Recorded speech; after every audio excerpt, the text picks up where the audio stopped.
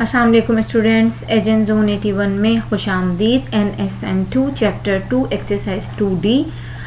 ये अपलोड करने की वजह यह है कि कुछ बच्चों के एग्जामिनेशंस पॉइंट ऑफ व्यू से ये एक्सरसाइज सिलेबस में शामिल है, तो इसलिए मैंने अभी अपनी जो मुझे बनानी थी, जो मेरा सीक्वल है, उसको थोड़ा सा अपसेट करके इसे बनाना पड़ रहा है। तो एक्सरसाइज 2D है, using the graphical method solve each of the following pairs of simultaneous equations. Question number 1 है मेरे पास इस वक्त, और क्वेश्चन नंबर 1 का मैं आपको पहला पार्ट जो ए पार्ट है वो करके बताती हूँ। ए पार्ट में वो कह रहे हैं 3x, ओके। अच्छा, हमारे पास हमें वैल्यूज़ को सपोज करना है x की, y की, और फिर हमारे पास कोऑर्डिनेट आ जाएंगे x एंड y के, ठीक है। दूसरी इक्वेशन को भी इसी तरीके से हमें सॉल्व करना है, ठीक है। तो अब हम इसका सोल्यूशन स्टार्ट करते हैं। सबसे पहले हमें सपोज करनी है वैल्यू, जो भी हमें सपोज, यानी कि आपको x की वैल्यू सपोज करनी है। अब मैं माइनस में भी कर सकती हूँ, प्लस में भी कर सकती हूँ। तो मैं जब माइनस में सपोज करूँगी x की वैल्यू, तो मेरे पास कभी कभार अगर यहाँ साइन माइनस का होगा तो माइनस वैल्यू आएगी, अदरवाइज प्लस भी आ सकती है। फिर मैं अगर मेरे पास ये -2 है तो मैं इस इक्वेशन में x की वैल्यू रख के देखती हूँ, तो मुझे y की वैल्यू मिल जाएगी। तो 3x minus y equal to 0 में मैं x की वैल्यू रखती हूँ -2 minus y equal to 0, minus का 6 माइनस वाई इक्वल टू 0। आपको पता है कि यहाँ पर माइनस वाई रह जाएगा, ये वहाँ जाके प्लस का 6 हो जाएगा, और जब यहाँ माइनस मौजूद हो तो y के साथ ये जो माइनस है ये चला जाता है हमारा वैल्यू के साथ, क्योंकि वेरिएबल के साथ हम नहीं लगा सकते। तो हमारे पास y क्या आया है, जब x -2 था तो y हमारे पास -6 आया, तो हमारा ग्रेडियंट क्या बना, -2 -6, सॉरी हमारा कोऑर्डिनेट -2 -6 बना, ठीक है। इसी तरीके से मैं दूसरी वैल्यू सपोज कर लेती हूँ 2 का। मैं अगर मैं +2 लेती हूँ तो मेरे पास y की वैल्यू क्या होगी, मैं इसे भी आपको इक्वेशन में रख के दिखाती हूँ।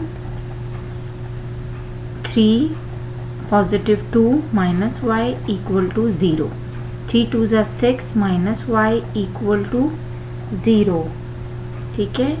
तो मेरे पास वैल्यू जो आ जाएगी वो कुछ इस तरीके से आ जाएगी कि माइनस वाई, ये वहाँ जाके क्या हो जाएगा, पॉजिटिव है तो ये नेगेटिव हो जाएगा 6, माइनस से माइनस कैंसिल हो जाएगा, then y is equal to +6।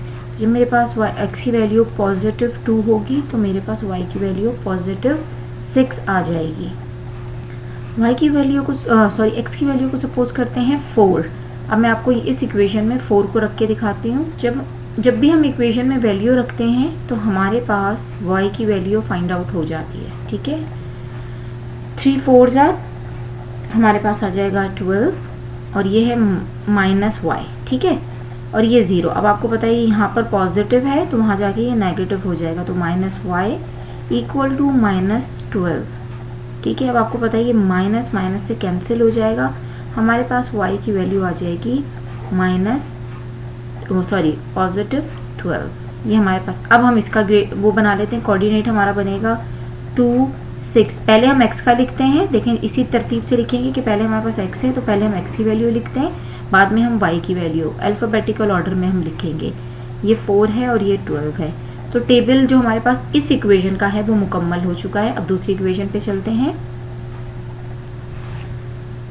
अब मुझे दोबारा x की वैल्यू सपोज करनी है, तो मैं यहाँ पर x की वैल्यू -2 ले लेती हूँ। मैं सेम वैल्यू सपोज कर रही हूँ, और मैं इक्वेशन के अंदर यानी कि जो वैल्यूज़ मैंने यहाँ ली थी वही मैं यहाँ ले लेती हूँ, ताकि किसी किस्म का कन्फ्यूजन ना हो, क्योंकि इक्वेशन चेंज है तो हमें कोई ऐसा इशू नहीं होगा। अब हम इस वैल्यू को इक्वेशन में रख के देखते हैं, ठीक है। तो देखें 2 है, x की वैल्यू -2 है, y हमें मालूम करना है, हमारे पास इक्वल टू 1 है, तो 2 2 ज़ा -4 माइनस वाई इक्वल टू 1,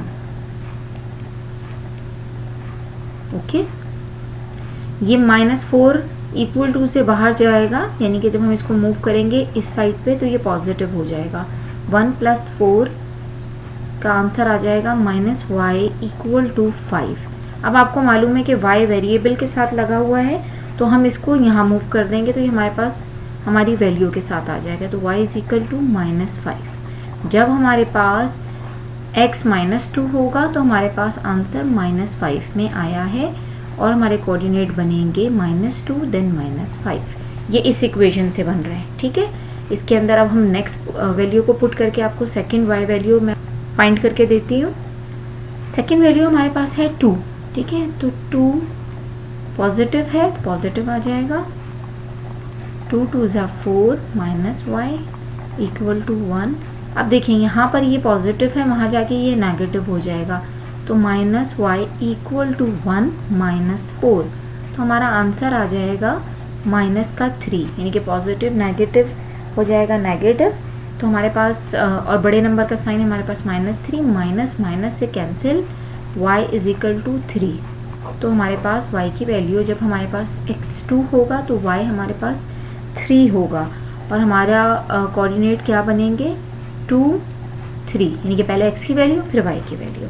अब इसी तरीके से मैं 4 की वैल्यू आपको रख के बताती हूँ। x की जगह पे हम वैल्यू रख लेते हैं 4 -y इक्वल टू 1। 2 4 ज़ा 8 -y इक्वल टू 1। यहाँ पॉजिटिव है, वहाँ जाके नेगेटिव हो जाएगा। -y इक्वल टू 1 -8, तो -y इक्वल टू -7।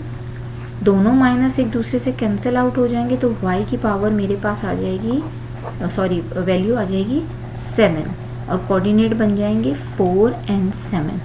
दोनों इक्वेशंस हमारी सॉल्व हो गई हैं। अब हम इसकी ग्राफिंग करेंगे।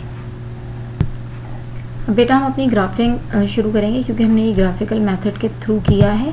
तो इसके अंदर सबसे पहले तो हमें अपनी स्केलिंग सेट करनी है कि हमारा स्केल क्या होगा।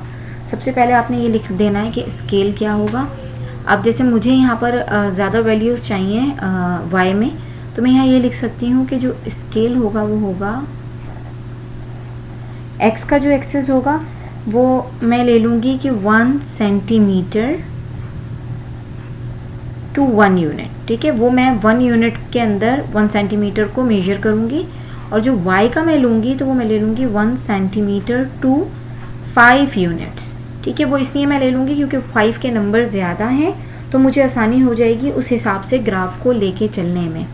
तो चलिए हम अपनी ग्राफिंग शुरू करते हैं। तो बेटा आप ये देख सकते हैं कि जो सबसे पहली मेरी स्केलिंग है वो है -2 और -6, यानी कि मेरे पास जो -2 किसका है, x मेरे पास -2 है, ठीक है, और y मेरे पास -6 है, ठीक है। तो मैं आपको -6 के ऊपर भी ये करके बता देती हूँ।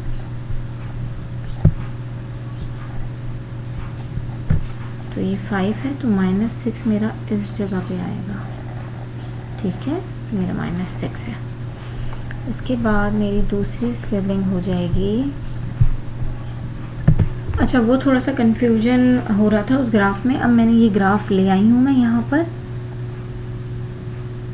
अब आप ये देख सकते हैं कि हमें सबसे पहले -2 पे जाना है, तो हमारा -2 ये रहा x के अंदर, देखिए आप देख सकते हैं। और -2 कहाँ पे मीट हो रहा है, -6 के साथ, तो ये हमारे पास -6 है ये वाली जगह, ठीक है। -2 और -6, ये देखें ये -6 और ये -2 हमारे पास यहाँ पे मीट हो गया। फिर हमें लेना है 2x, ठीक है, 2 यानी कि x पे देखना है और 6 हमें पॉजिटिव देखना है। ये देखें ये रहा 6 और ये रहा +2, ठीक है। एक पॉइंट हमारे पास ये बन गया, ठीक है, एक पॉइंट ये बन गया। फिर हमारे पास है +4 एंड y एक्सिस पे हमारे पास है 12। तो हम ये देख लेते हैं कि जो ये स्केलिंग है ना, ये वाली जो स्केलिंग मैंने की थी इसको तो आप अब रिमूव कर दें क्योंकि ये पहले वाले ग्राफ के लिए थी। यहाँ मैं एक बॉक्स को एक ही यूनिट के लिए ले रही हूँ, तो यहाँ मैं लिख देती हूँ स्केल 1 सेंटीमीटर फॉर 1 यूनिट, ठीक है। x and y both axis के अंदर यही चीज़ है। तो अब मेरे पास 12 ये रहा और 4 ये रहा, तो पहले मैं 4 से जाती हूँ, देन ये आ गया हम 12 पे। तो ये हमारे पास हमारी एक इक्वेशन की स्केलिंग ख़त्म हो गई। ये रहा 4 12 ये है हमारे पास 2 6, देन ये हमारे पास बन गई -2 -6, ठीक है। और अगर मैं इसको अपने ग्राफ की मदद से मिला दूं, सो यू कैन से कि मेरी ये कौन सी इक्वेशन मैंने अभी सॉल्व की है। मैंने पहली इक्वेशन की है 3x - y, तो मैं यहाँ लिख देती हूँ 3, यहाँ पे ये नज़र नहीं आएगा, यहाँ लिखती हूँ 3x - y की इक्वेशन, ये वाला, ये जो लाइन है हमारे पास ये 3x - y की है। अब हम 2x - y = 1 को सॉल्व करते हैं। तो इसके अंदर हमारे पास है -2 and -5, ये रहा -2 एंड देन -5, ये हमारा एक स्केल बन रहा है, ठीक है। मैं यहाँ पे स्केल नहीं लिख रही क्योंकि आप लोगों को समझ आ गया होगा। इसके पास हमारे पास 2 and 3 है, तो देखिए 2 हमारे पास ये रहा और 3 हमारे पास ये रहा, ठीक है, ये पॉइंट। फिर हमारे पास 4 and 7 है, तो 4 हमारे पास पहले से मौजूद है, हमें अब 7 देखना है, 7 ये रहा, ठीक है। अब मैं इसको स्केल की मदद से मिला लेती हूँ। तो बेटा ये इक्वेशन बन गई हमारे पास 2x - y = 1 की लाइन ये वाली है, ठीक है, ये वाली लाइन इनकी। अब जो हमारे पास इंटरसेक्शन पॉइंट है उसे हमें देखना होगा। मैं ज़रा इसे क्लीन कर लूँ। अब देखें इंटरसेक्शन पॉइंट ये वाला है जहाँ पर ये फर्स्ट मीट हो रहे हैं। तो x तो यहाँ पर है -1 और y है तो -1 और y है, y भी माइनस ही है तो -3, ठीक है। तो हम ये कह सकते हैं कि x = -1 देन y = -3। ये हमारा क्या आया है, सॉल्यूशन जो आया है वो ये बता रहा है कि x -1 है और y -3 है, ठीक है। और जो हमारे पास इंटरसेक्शन पॉइंट आया है वो आया है -1 -3। सिर्फ ग्राफ को समझने की ज़रूरत है, अदरवाइज़ ये बहुत इजी क्वेश्चन है। आपको सबसे पहले क्या करना है, अपनी वैल्यू में x को सपोज करना है, फिर उसकी मदद से इक्वेशन में उसे रखकर y की वैल्यू फाइंड आउट करनी है। फिर आपने इस तरीके से अपने कोऑर्डिनेट्स निकाल लेने हैं और उसकी मदद से आपने अपना एक ग्राफ बना लेना है। ग्राफ बनाने के बाद जिस भी पॉइंट पे आपके जो लाइन्स हैं वो इंटरसेक्ट कर रही होंगी वो आपका इंटरसेक्शन पॉइंट आ जाएगा। तो आपने इस तरीके से क्या करना है, आपने अपने जो हमारे जो इंटरसेक्शन ग्राफिक इंटरसेक्शन पॉइंट है वो फाइंड आउट कर लेने हैं। उसके बाद हमें मालूम हो जाएगा कि x की वैल्यू इस सोल्यूशन के तहत क्या आई और y की क्या आई। उम्मीद है ये क्वेश्चन आपको समझ आया होगा। अब इसका नेक्स्ट पार्ट या क्वेश्चन नंबर 1 का लास्ट पार्ट करते हैं। क्वेश्चन नंबर 1 का डी पार्ट है, तो डी पार्ट के अंदर वो हमसे नहीं, लास्ट पार्ट कर रहे हैं ना हम, एफ पार्ट है 3x - 4y = 25, ठीक है। एंड देन दूसरी इक्वेशन हमारे पास है इसी की 4x - y = 16। अब बेटा सबसे पहले हम 3x - 4y = 25 को सॉल्व करेंगे, यानी कि ये पहला सोल्यूशन होगा हमारा, ठीक है। तो इसको मेरे ख्याल से मुझे नीचे लिख लेना चाहिए ताकि आपको समझ आ जाए। 3x - y = 25 का ग्राफ बनाएंगे अभी हम x y, और आपको पता है यहाँ मैं लूँगी एक x एंड y। x की वैल्यू मुझे सपोज करनी है तो x की वैल्यू मैं कुछ भी सपोज कर सकती हूँ, ठीक है। तो चलिए मैं x की वैल्यू सपोज कर लेती हूँ। सबसे पहले मैं x की वैल्यू -1 सपोज कर रही हूँ, ठीक है। उसके बाद मैं x की वैल्यू 3 सपोज कर लेती हूँ एंड देन 7। अब मैं इस वैल्यू को इस इक्वेशन में रखकर y की वैल्यू फाइंड आउट करती हूँ और मैं सारी फाइंड आउट करके फिर आपको कनेक्ट करती हूँ। अब बेटा मैंने यहाँ पर इसकी वैल्यूज़ निकाल ली हैं। इसी तरीके से मैं दूसरा ग्राफ बना लेती हूँ 4x - y का, लेकिन मैं चाह रही हूँ पहले मैं आपको इसकी ग्राफिंग कर दूँ। जैसे x -1 है, ये देखें ये रहा हमारे पास -1 पे x, तो y हमारे पास है -7।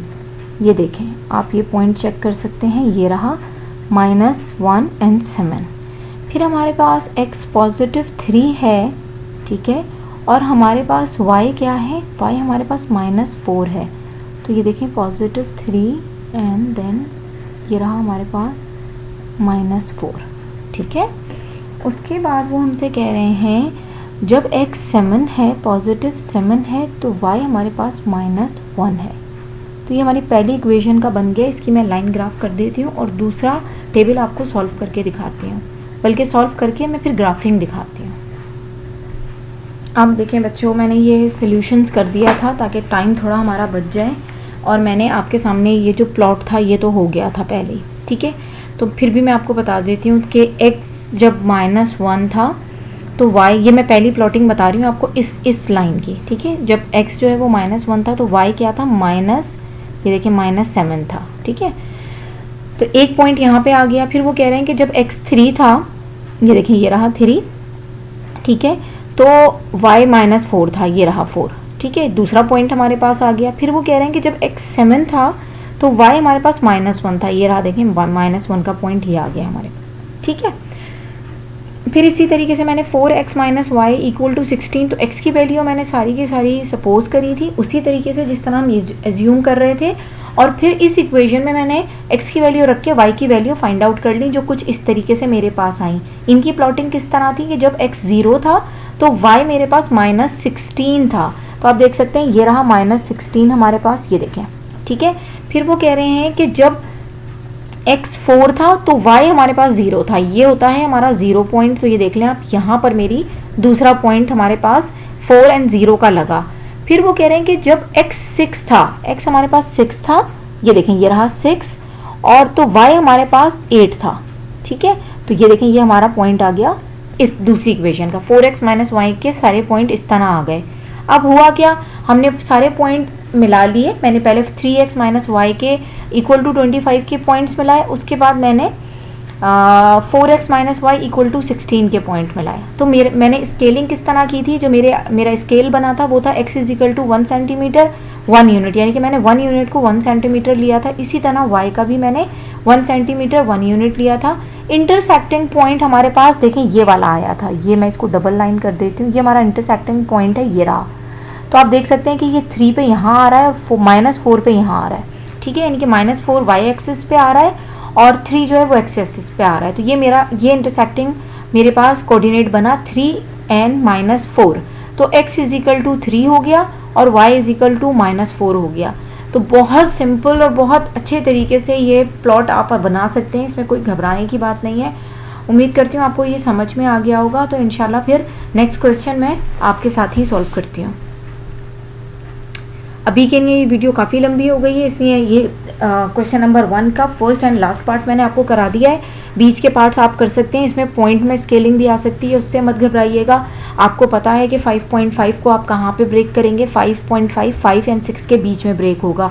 इस तरीके से आप बहुत आराम से इस क्वेश्चन को सॉल्व कर सकेंगे। अपना बहुत ख्याल रखिएगा। नेक्स्ट वीडियो में मिलते हैं। जज़ाकल्लाह खैर।